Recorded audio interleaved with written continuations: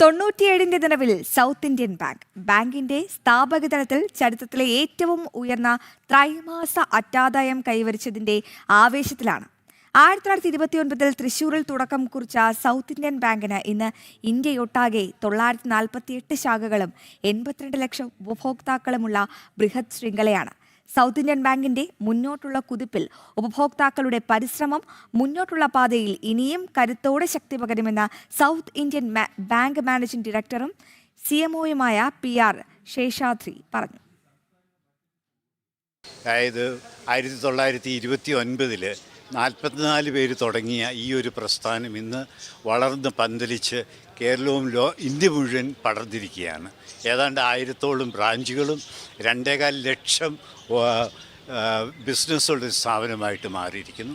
അടുത്ത 3 വർഷത്തിനുള്ളിൽ ഞങ്ങൾ 100ാം വാർഷികം ആഘോഷിക്കുമ്പോൾ ഒരു വലിയ ചുവടുവെപ്പ് ഞങ്ങളുടെ ഭാഗത്തുനിന്നുണ്ടാകും എന്ന കാര്യത്തിൽ യാതൊരു സംശയവുമില്ല.